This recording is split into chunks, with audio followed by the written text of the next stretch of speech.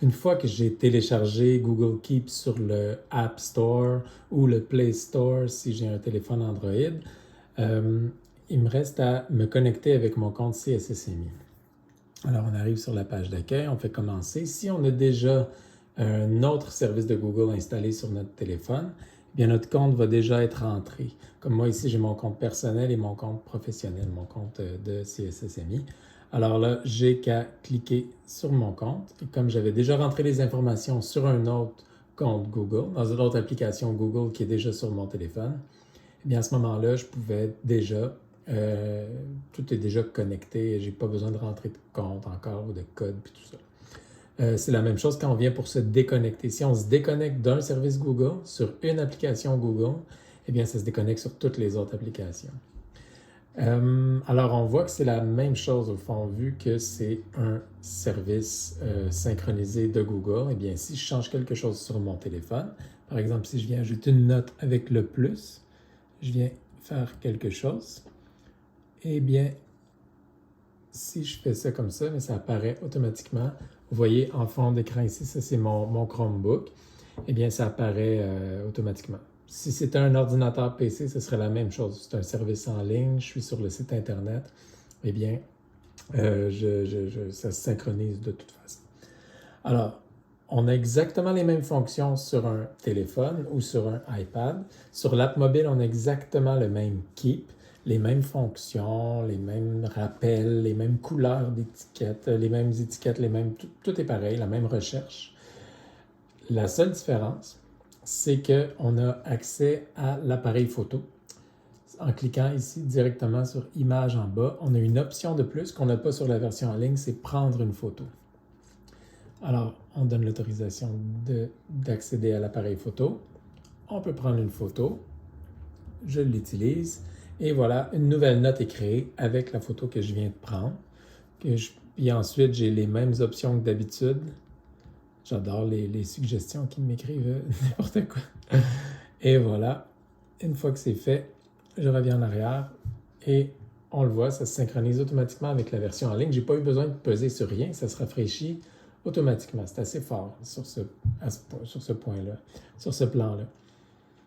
Alors, une fois que j'ai pris la photo, là, il faut bien comprendre ce que je viens de vous montrer, à quel point ça peut être libérateur pour un prof. C'est-à-dire que tu n'es pas pris devant ton ordinateur à essayer de prendre une photo. Tu as juste à mettre l'application Google Keep sur ton téléphone et ensuite tu prends une photo puis elle se retrouve en avant. Donc, ça peut être très, très, très rapide. Moi, par exemple, je pouvais prendre une feuille d'exercice, la prendre en photo, elle se retrouvait directement en avant grâce à Google Keep.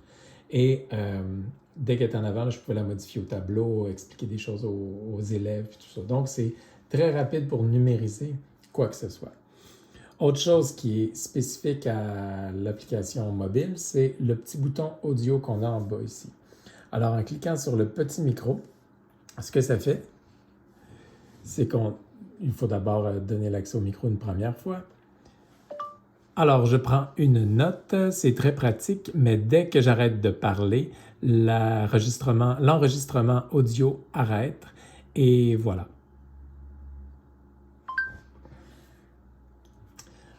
Alors, ce qu'on voit, c'est que ça traduit automatiquement en texte ce que je dis. C'est loin d'être parfait. Ça doit être meilleur en anglais. En anglais, j'ai entendu dire qu'ils sont très, très forts, mais en français, c'est coup-ci, coup-ça.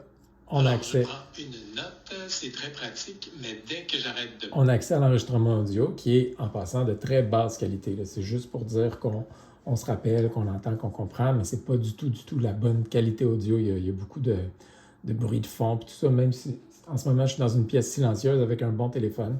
Puis c'est vraiment Google Keep qui ne garde pas un bon enregistrement audio. Donc, il ne faut pas s'attendre à enregistrer des choses grandioses avec ça. C'est simplement pour garder une note audio comme on garderait un bout de papier, là, tu sais, un petit... Ou si on veut dicter quelque chose puis que ce soit déjà traduit en texte, écrit, pour pouvoir l'envoyer ailleurs ensuite, mais ça peut être très pratique. C'est un moyen qui est à notre disposition. Donc, les notes audio sont disponibles sur Google Keep et on retrouve exactement la même chose. La note audio va s'ajouter à la version web. Et sur cette version web-là, on retrouve le lecteur. On peut encore là faire jouer. Et on a l'option de télécharger. On a l'option de télécharger l'audio pour pouvoir le garder ou l'utiliser ailleurs. Dernière chose, qui est vraiment un truc que j'ai beaucoup utilisé, c'est prendre une photo d'une page d'exercice. Pourquoi prendre une feuille d'exercice en photo? Eh bien, imaginons que j'ai un papier comme ça avec des exercices à faire.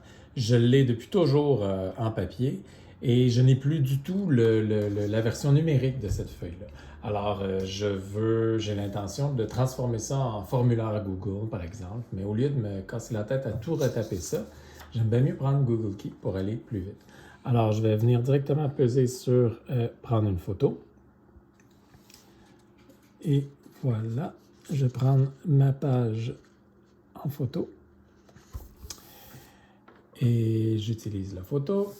Et là, dès que je prends une photo avec Google, que ce soit une photo d'un dépanneur dans la rue, n'importe quoi, les photos sont tout le temps analysées par Google. Google fait son Google. Il essaie de sortir du texte de cette photo-là. Et en passant, le texte qu'il est capable de reconnaître, lui, il fait ça avant même qu'on le lui demande. Google n'attend pas qu'on lui demande de faire ça pour le faire. Et s'il reconnaît du texte, par exemple mon exemple de dépanneur, si on écrit dépanneur dans la recherche, ben, il va nous sortir la photo où c'est écrit dépanneur. Même chose ici. Par exemple, c'est écrit contexte. Si je viens écrire contexte dans la recherche, eh bien, il va me sortir cette feuille-là.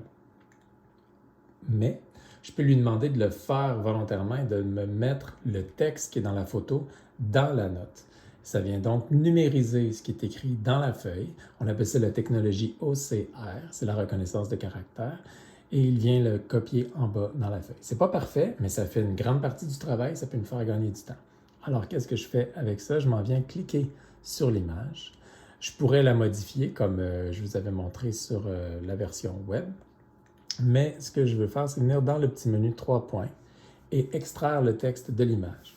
Ça ici, ça peut se faire autant sur l'appareil mobile que sur la version web. On n'a pas besoin de rester sur l'appareil mobile. On peut se contenter simplement de prendre la photo avec l'appareil mobile, le mettre de côté ensuite et continuer sur le web. Comme on voit dans le fond ici, j'ai ici mon document qui est pareil, qui est la même chose. Donc, je reviens, je fais extraire le texte de l'image et il vient me sortir tout le texte qui était dans cette image-là. Il essaie de le séparer le mieux possible, de mieux écrire. Il faut repasser dedans, c'est pas parfait du tout, mais quand même, c'est pas loin d'être parfait. Là. Ça va assez bien. Il faut juste comme replacer, mais on n'a pas à se casser la tête à tout retaper. Ça peut être très pratique. Par exemple, comme je vous disais, pour construire un formulaire. Alors voilà, ça fait à peu près le tour de ce qu'il y a sur l'appareil mobile. La seule chose, je pense que je ne vous ai pas dit encore, c'est que si on met un rappel sur l'appareil mobile, ce rappel-là va apparaître sur la page, sur la page d'accueil de l'appareil. Et c'est comme une notification. Et aussi, il y a les rappels selon le lieu. Donc, je peux dire, rappelle-moi cette note-là, par exemple, ici, en cliquant sur rappel, mais je peux y aller en sélectionnant un lieu. Il faut effectivement, puis pour faire ça, il faut que j'active les paramètres basés sur la position. Donc, on pourrait dire, rappelle-moi cette note-là quand j'arrive en classe. Et voilà, c'est le Google Keep version mobile.